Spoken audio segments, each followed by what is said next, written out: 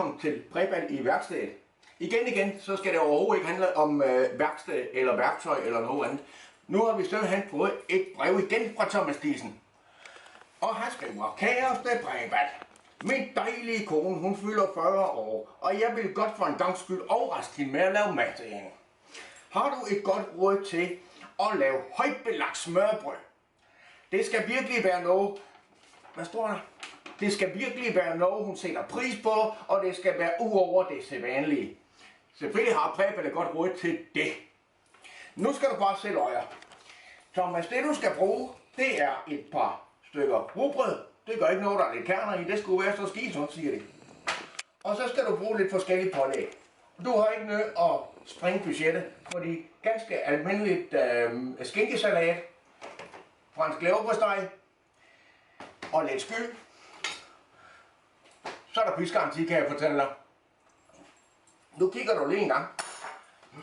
Du tager den her leverpostej, og så tager du et stykke rugbrød, der er nogenlunde passer i omkredsen. Så stiller du leverpostejen. Så tager du hovsa, du har så en på stykker der rugbrød der, så tager du det ret nyt. Det er sådan en lever. Sådan der. Det er vigtigt, det er intakt. Så lægger du rugbrødet lige så forsigtigt ovenpå, og du kan se, det passer så nemt som Hans i Grete. Så vender du den lige så forsigtigt i hånden, sådan der, og stiller den ind på bordet, og så skal du måske lige trykke en lidt gang her ovenpå. Halløjsa! Så kan jeg sige fortælle dig, at så kan du altså smage dig pålæg på. Og så ser det jo selvfølgelig ikke uanskidt.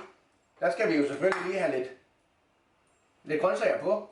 Og det kan man gøre på mange forskellige faconer. Men nu har jeg sådan, jeg har videoudviklet lidt på det, så nu vi står i værkstedet, så kan vi så godt bruge lidt af det værktøj, vi nu har tilgængeligt hernede. Og der vil jeg anbefale dig, at du simpelthen stiller dig en lille smule maskine til agurken. Og så tager du lige, og så skærer du lige snippen af, for den skal vi ikke bruge til en ski. Væk med den. Og så tager du så nogle mundrette byer, og så skærer du simpelthen, du skærer skævt, så får du simpelthen de yndigste skiver. Og igen, sådan der, 2 stykker, det passer garanteret. Sådan der. Og så kan du lige lægge dem lidt sjovt på, sådan så ikke det bare er så almindeligt det hele. Sådan der. Ikke? Og så kan vi se, om vi lige kan få den bukseret op på en tallerken, så det virkelig præsenterer sig flot. Og jeg vil sige, der er faktisk også plads til lige og så få et par skiver citraløg på. Og det gør ikke noget, du skærer dem lidt tykt, så man kan smage, hvad det er. Der er ikke noget værre end at det smager mere af rugbrød end af pålæg. Og dem kan du sådan set lægge lidt forskudt på hinanden der. Voila, så er der nemlig højtbelagt smørbrød. Nu gør det ikke alene, fordi der er jo ikke meget med i sådan et enkelt stykke, så vi laver lige et stykke mere. Og det laver vi så med pålægmesterens skinkesalat. Det er nogenlunde samme fremgangsmåde. Man pakker den lige op. Sådan der.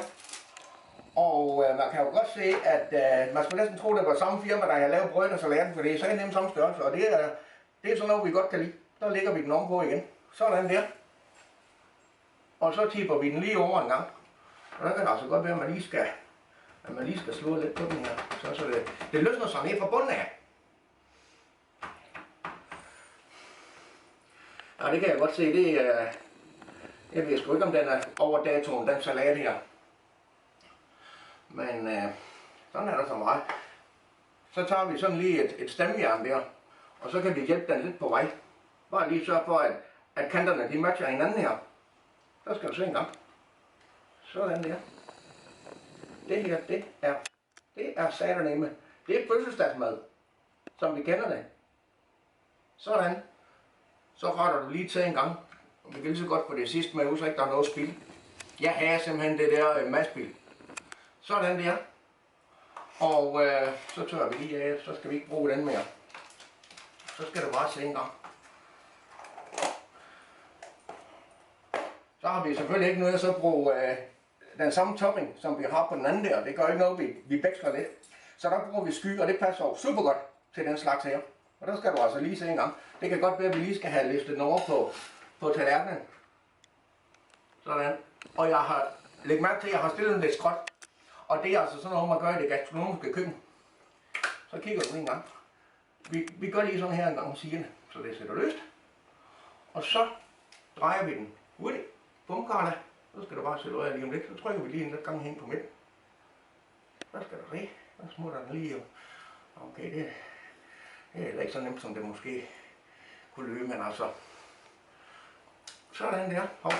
Og der kan man godt lige tage med fingrene og så lige hjælpe den op. Sådan. Hov, sat op. Der rører det på hinanden. Sådan der. Det er altså sådan. Ej, jeg tror i hvert fald, at der er der vist en, der sætter med tår i øjnene, når hun får serveret den ret her. Så har vi jo lige en lille løgstum tilbage der.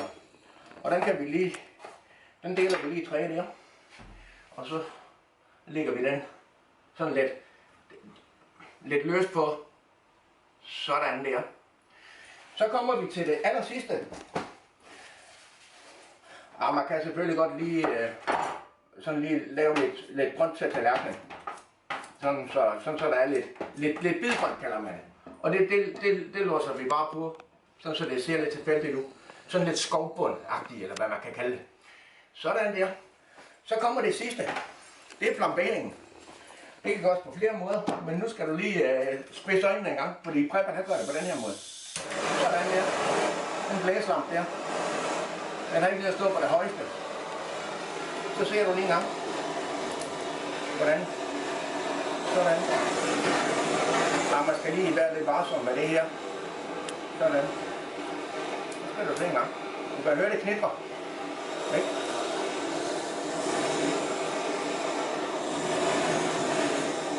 Sådan. Ej, man kan simpelthen fornemme duften for satan, hvor det dufter dejligt.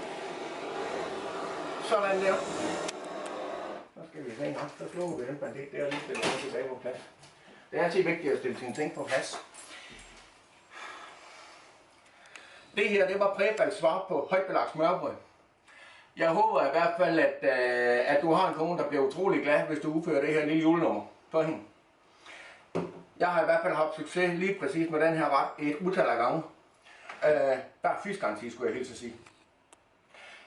Kan du have det rigtig godt. Og til andre derude, hvis I skulle stå med en udfordring, I ikke selv kan klare, så send et brev ind til Præbal. Fordi Præbal, her kan næsten alt.